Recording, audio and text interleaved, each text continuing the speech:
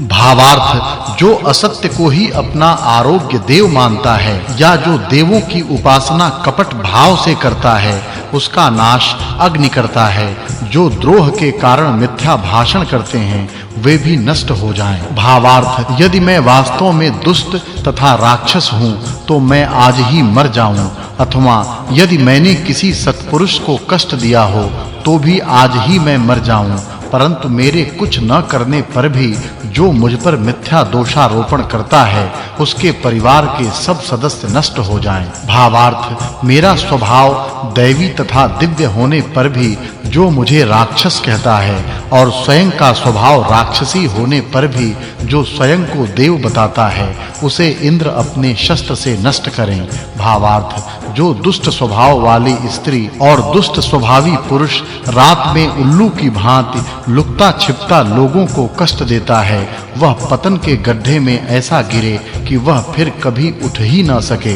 भावार्थ हे वीरों तुम प्रजाओं की रक्षा के लिए सदैव तैयार रहो। जो राक्षस हों और जो यज्ञ आदि सत्कर्मों में बाधा उत्पन्न करते हों उनका तुम विनाश करो।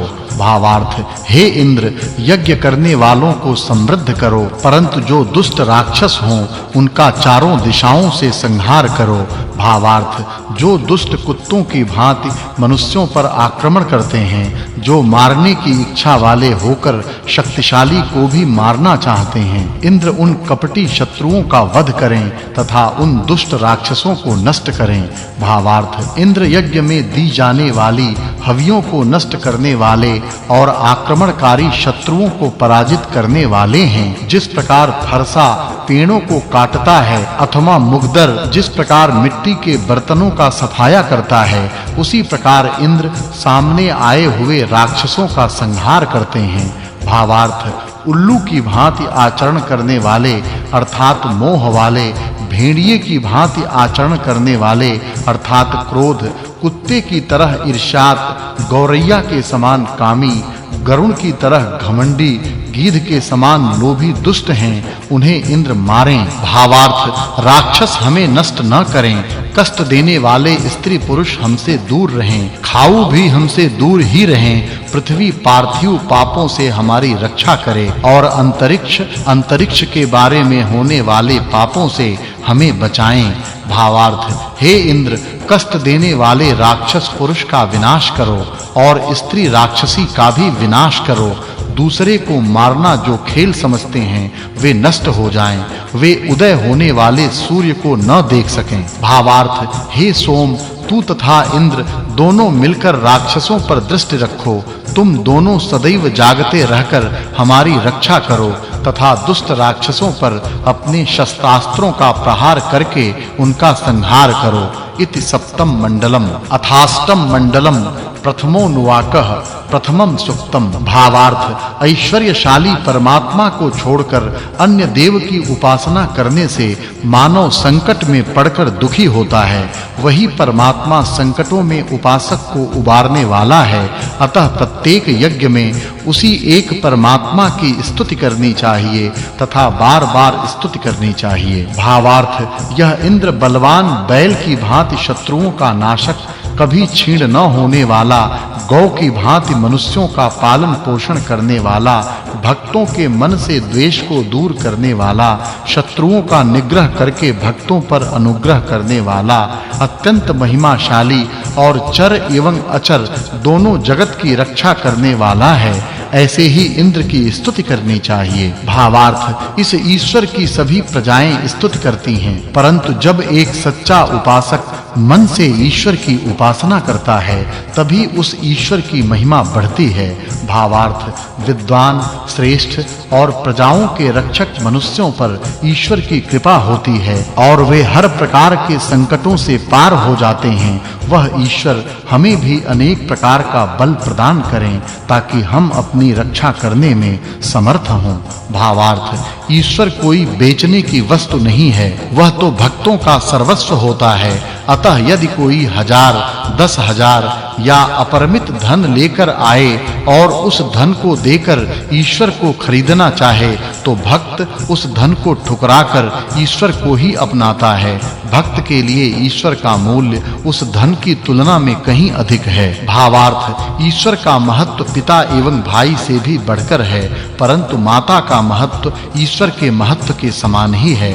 माता का महत्व इतना अधिक होता है कि वह ईश्वर के समान ही होती है, क्योंकि वह ईश्वर की भांति संसार का निर्माण करती है। भावार्थ, परमात्मा सर्वव्यापी होने से वह कब कहां जाता है तथा कब कहां रहता है, यह कहना या उसका पता लगाना संभव नहीं है, क्योंकि वह तो सदैव ही सर्वत्र संचार किया करता है। वह तो सबके पास जाता है, परंतु सब उसकी स्तुति नहीं करते, केवल भक्त ही उसकी स्तुति नहीं करते हैं। भावार्थ, वह इंद्र अपने भक्तों पर कृपा करता है, अतः उसके भक्त भी उसकी स्तुति करते हैं। इस प्रकार राजा भी अपने अनुयायियों की हर प्रकार से रक्षा करे, तभी उसके अनुयायी उस राजा की बड़ाई करेंगे।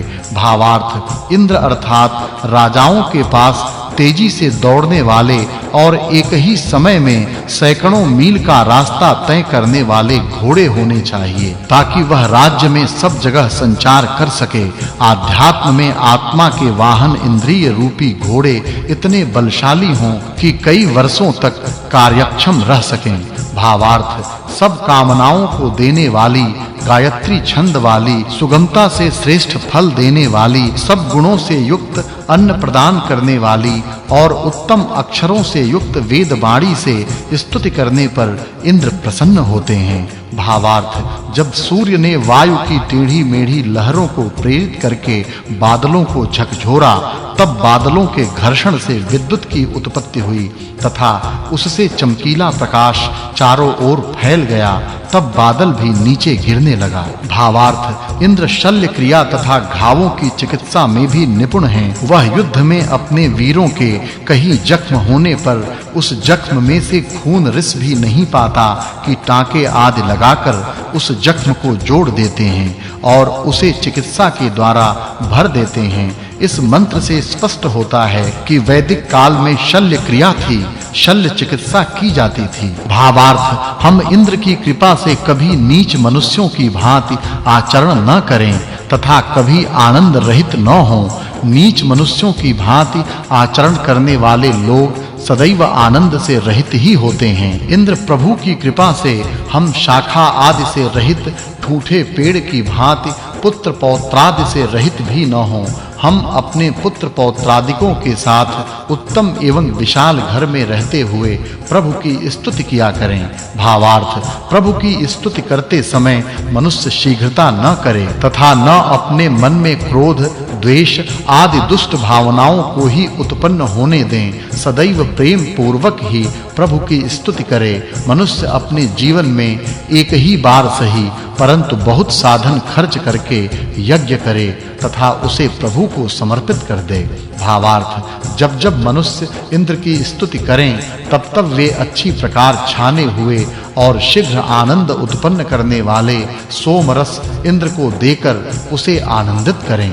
भावार्थ, मेरे और अन्यों के द्वारा मिलकर की गई इंद्र की स्तुति उसके पास पहुंचकर उसे आनंदित करे। भावार्थ, जिस प्रकार लोग पशुओं के चर्म से पृथ्वी को आच्छादित करते हैं, उसी प्रकार मरुत अर्थात वायु पहले बादलों को व्यापते हैं और फिर उनसे जल को बरसाते हैं, जिससे नदियों में जल आता है। भावार्थ, हे इंद्र, तू चाहे इस समय पृथ्वी पर हो, अंतरिक्ष में हो अथवा द्युलोक में हो, तो भी तू मेरी इस स्तुति को सुन तथा बुद्धि को प्राप्त हो और स्तुति से प्रसन्न होकर हमारी संतानों को पुष्ट कर। भावार्थ, जिस यजमान की ओर से उसके स्तोता इंद्र को अत्यंत आनंद देने वाले एवं श्रेष्ठ सोम रस को प्रदान करते हैं, वह इंद्र प्रसन्न होकर उस यजमान की सारी कामनाएं पूर्ण करता है। भावार्थ, मनुष्य अपने